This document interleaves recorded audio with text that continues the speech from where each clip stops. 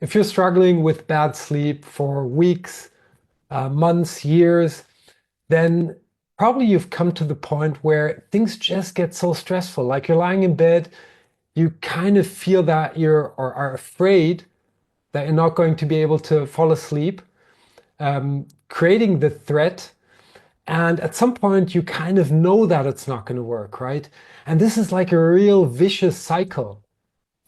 So resilience is a big, big point, or rather, like this is the little thing I created, anti-fragility.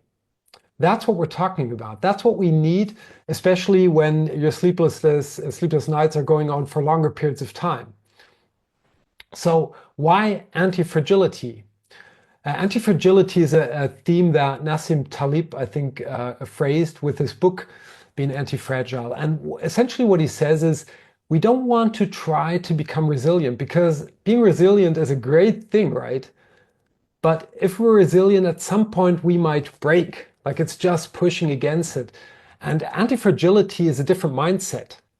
And when we're talking about stress, in particular, when it comes to long-term sleeping problems, then a big part of this is going on in our mind. So we really want to become anti-fragile, meaning that with every challenge, with every night that might be hard for us, we get stronger.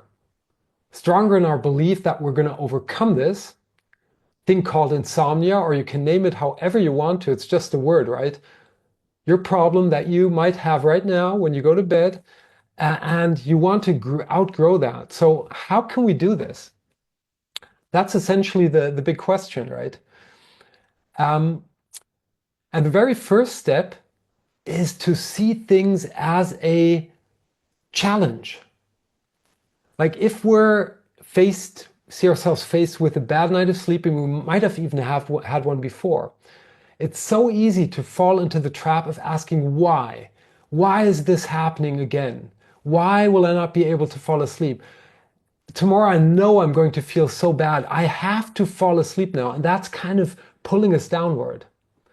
It's building up stress, kicking off our arousal system, making it so much harder for us to fall asleep. So instead of asking these questions, what you really want to do is to say, F off, even if I have a bad night of sleep, even if I'm going to survive. And then you want to shift your mind right away. Like you want to cast away these bad thoughts, let's call them bad thoughts, as a sin, literally. And we cannot really not do anything against these thoughts rising up, coming up, popping into our mind. But what we can do is to become aware faster, faster, faster, and switch them towards thoughts that are rather helpful. And the number one thing that I suggest that you do is to simply say that you deserve to have a rest. That's what we can do, right? It's this little picture. You might have seen it in the past. I constantly show it. It's the conscious mind, building blocks, 4 building blocks, versus the unconscious mind. So sleep is completely unconscious. You can ask the best sleeper out there how he or she falls asleep.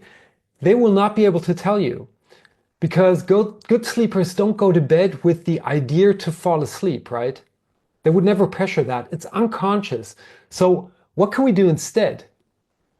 And that's a major shift. Small little thought, small difference, small tweaking, but a major shift in the effect is that you can say, I don't even want to go to sleep. I'm not here to sleep. I'm here to rest. And that's 100% under your control. It's very simple. So when these thoughts come up faster and faster and faster, just move in there right away and say, no, I just want to rest. I don't care if I sleep. Obviously, there's a part in our brain that knows that we do care. That's okay. But tell yourself, I don't care. I'm here to rest. And then move from there into thankful thoughts. There's a lot of signs around gratitude. And you might find it to be hokey or too simple or whatever, but you cannot feel stressed and grateful at the same time. It's just not possible. Small things. Be thankful that you're lying in a dry bed. Like I assume that you are, right? So even if you can't fall asleep, you're lying in a dry bed. Be thankful that you're lying in a safe space. You don't have to be afraid that some kind of snake is going to come into your bed and bite you to death. Be thankful for all the things that happened in this day. Like, I really like to run through my days in a positive, with a positive intention, running through, okay, what happened when I got up? What nice things? Finding those nice little pearls, rolling them up, one pearl at another after another. And that will change your chemistry, your body chemistry. It will definitely relax you, bring your mind down. And as you're now not focusing, not pushing towards sleep, at some point, sleep will come on its own. Like, it's going to take care of itself.